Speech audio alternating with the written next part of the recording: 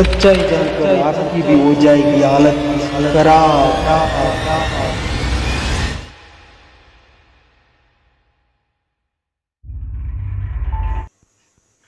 दोस्तों आपको वो सच्ची कहानी नहीं पता जो हम आपको आज बताने जा रहे हैं।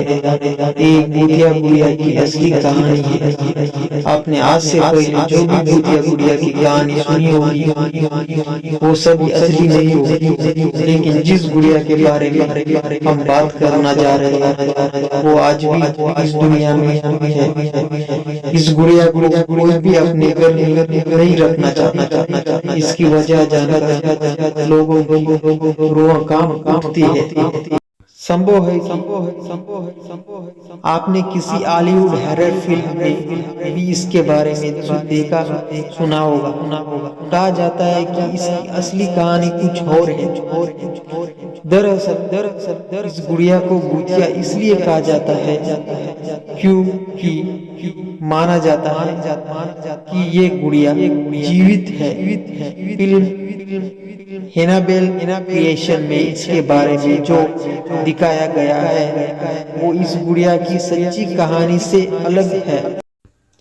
अमेरिकन लेखक जॉनी गुलेल ने सबसे पहले अपनी एक रचना में इसका जिक्र किया था, लेकिन सच है ये कि बेहद रहस्यमयी ढंग से ये डॉल उनकी जिंदगी में आई थी।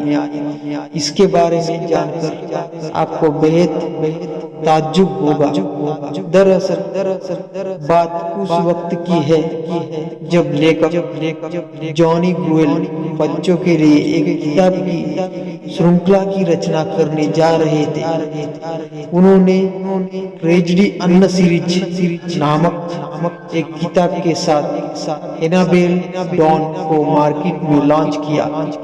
उनकी यह किताब लोगों के लिए बेहद रोचक विषय थी। डॉल के पीछे छुपी अनोखी कहानी ने लोगों को इसे जानने के लिए मजबूर कर दिया। बात उस वक्त की है जब जॉनी गुलेल को अपने घर के बैकयार्ड में ये डॉल मिली थी। जब उनकी बेटी मार्सिला पैदा हुई तो उसी डॉल से वो हर वक्त खेलती रहती थी। जॉनी ने जब अपनी बेटी को डॉल के साथ खेलते हुए देखा तो उन्होंने रोजरी अन्ना स्टोरीज लिखने का आइडिया है। पर दुख की बात ये थी कि 13 साल की उम्र में ही मार्सिल की मौत हो गई। उसकी मौत का कारण संक्रमित टीका बताया गया। मार्सेला की मौत के बाद जब ट्रेजेडी अन्ना स्टोरीज को मार्केट में लाया गया तब उस डॉल का मॉडल भी बुक के कवर पेज पर छापा गया। मार्सेल को श्रद्धांजलि देने के कारण ही लॉन्च किया गया। पर हैरानी की बात यह थी कि मार्सेला की मौत के बाद असली एनाबेल डॉल जिससे मार्सेला खेला करती थी वो अचानक घर से कहीं गायब हो गई। जिस रहस्यमय ढंग से ये डॉल उस घर में आई थी ठीक वैसी ही वो वहां से लापता हो गई। किसी को नहीं पता था कि वह गुड़िया कहाँ गई।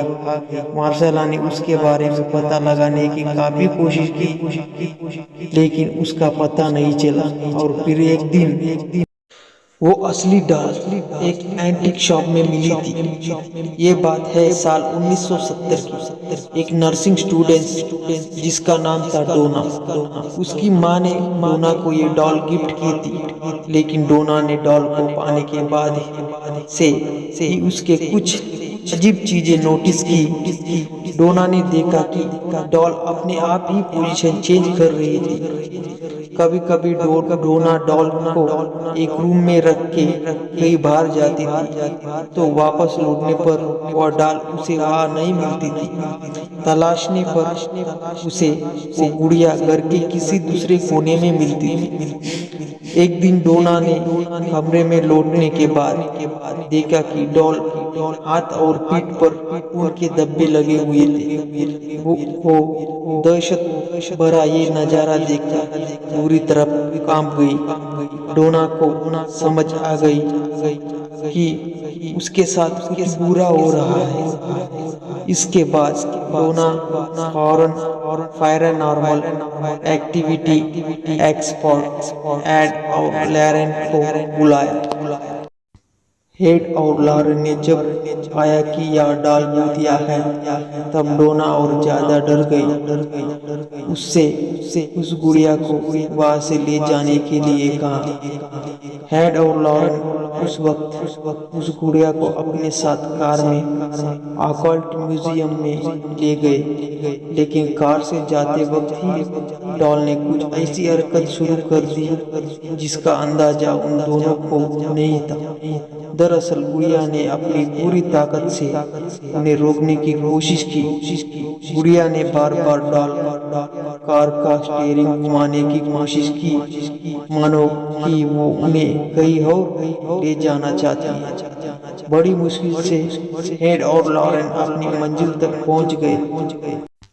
हेड और लॉरेन उस शापित भूतिया डॉल को अपने म्यूजियम में मंत्र से एक कांच के बॉक्स में बंद करके रख देते हैं। माना जाता है कि आज भी उसकी भूतिया ताकत एक्टिव है। इसी कारण से उसके पास किसी को भी जाने नहीं दी जाता।